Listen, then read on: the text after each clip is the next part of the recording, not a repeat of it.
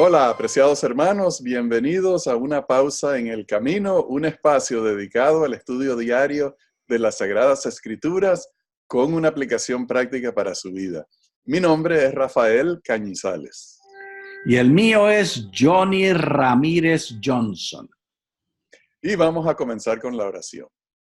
Querido Padre Celestial, estamos agradecidos que tenemos este tiempo para apartarnos de nuestras ocupaciones para encontrarnos contigo. Danos el don de tu Espíritu Santo, abre nuestra mente y nuestros corazones para encontrarnos contigo. Lo rogamos en el nombre de Jesús. Amén. Amén. La reconciliación, Rafael, en los últimos días está directamente relacionada con el diario vivir tuyo y mío como miembros de la iglesia. Y esto algunos no lo entendemos muy bien.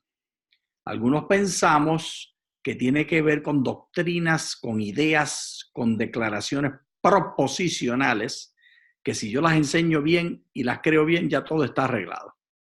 Pero eso no es lo que enseñó Juan el Bautista, ni fue lo que predicó Elías. Es todo de reconciliación a nivel familiar. Y eso es lo que hemos estado viendo toda la semana. Que la reconciliación no es algo pululante, sino que es algo del diario vivir. ¿O estoy equivocado? No, obviamente nosotros, la reconciliación no terminó con los profetas que Dios llamó del Antiguo Testamento o del Nuevo Testamento, sino que continúa con nosotros. Nos toca a nosotros entender cómo nosotros jugamos ese papel, cómo nosotros desempeñamos esa función. Pero ¿cómo fue que lo hizo el hermanito Juan el Bautista? Porque ese es el punto de partida, ¿verdad? Sí. Vamos a ver las palabras que el ángel le dio a su padre. Y él mismo irá delante en su presencia con el espíritu y el poder de Elías para hacer volver los corazones de los padres a los hijos y los desobedientes a la sensatez de los justos, a preparar para el Señor un pueblo bien dispuesto. Juan el Bautista está directamente relacionado con Elías. Tenía los mismos sentimientos y la misma agenda de volver el corazón en la familia. Entonces, ¿cuál es la agenda de la iglesia hoy? Bueno, una de las cosas que tiene que estar en la agenda de la iglesia es lo que le dijo el ángel a Zacarías, que él vendría en el espíritu y en el poder de Elías. Obviamente no estamos hablando del mismo poder de Elías o del mismo espíritu de Elías, sino del espíritu y el poder que le dio a Elías la habilidad de realizar ese trabajo. Y obviamente estamos hablando del Espíritu Santo. Amén. La iglesia tiene que tener en su agenda la recepción del Espíritu Santo o ponernos como instrumentos maleables, dispuestos para el Espíritu Santo hacer la obra de reconciliación. Y no estamos mirando los detalles del último capítulo del libro de Malaquías, porque no nos toca en la lección de esta semana y hoy estamos haciendo la conclusión final de lo que sí tocaba. Así que no vamos a llegar allí. Pero sí nos toca una descripción detallada que se encuentra en Corintios que el hermano Pablo nos da. Y todo proviene de Dios, quien nos reconcilió consigo mismo por medio de Cristo y nos dio el ministerio de la reconciliación.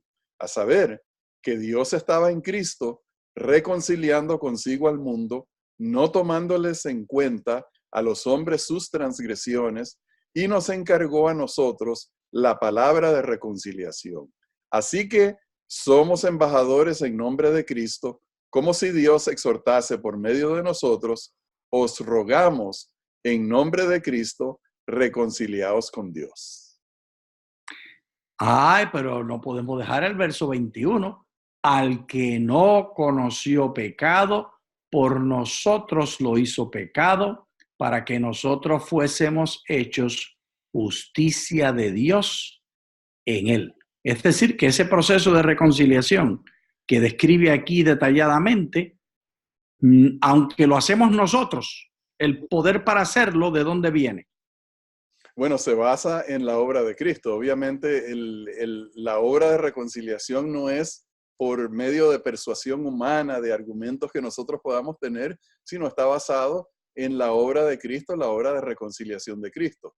Entonces, esa obra que el Señor Jesús hizo desde el mismo principio del jardín de Edén, con Adán y Eva dándoles el mensaje de la venida de un Salvador, esa obra que hizo a través de los profetas y los patriarcas y los profetas, a través de los discípulos, no es una obra que terminó en esos personajes, sino una obra que continúa hasta el día de hoy, porque es una obra impulsada por el Espíritu Santo y que se nos ha transmitido a nosotros y trabajando en esa reconciliación, entonces tenemos ese título exaltado que leímos en ese versículo.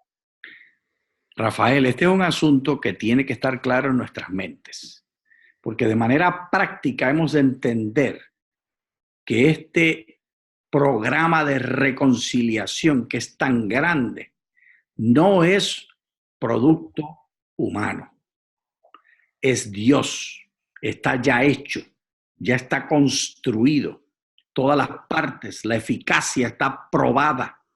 Lo que nosotros tenemos que hacer es someternos y Dios nos va a usar. Pero eso no es como, así no lo presenta la iglesia, Rafael.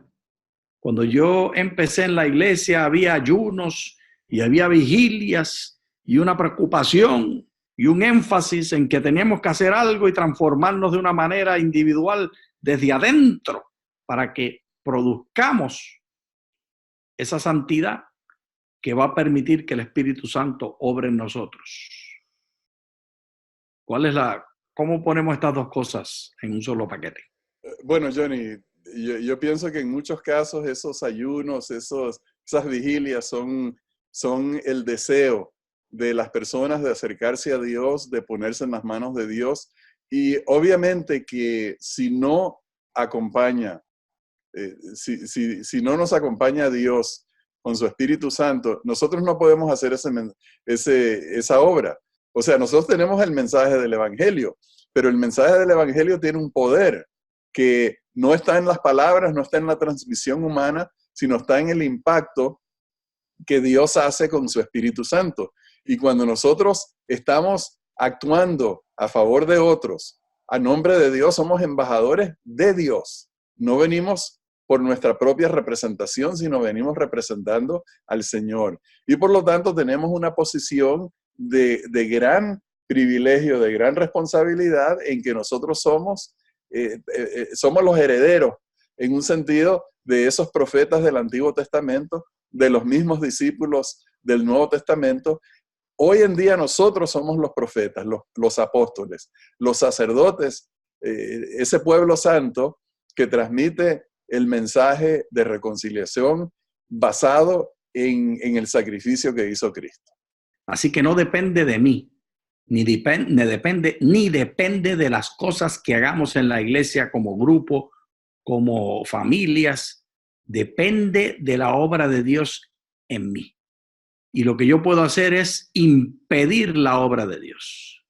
Las opciones mías son dejar que Dios haga su obra o resistir la obra. Y lo práctico para el día de hoy es no resistir el poder de Dios y confiar que Él obra.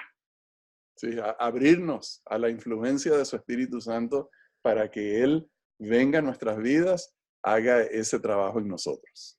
El orgullo es el peor enemigo nuestro.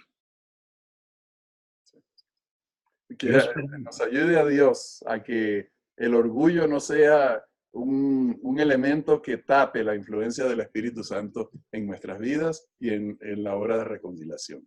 Gracias por acompañarnos, queridos hermanos. Muchas gracias.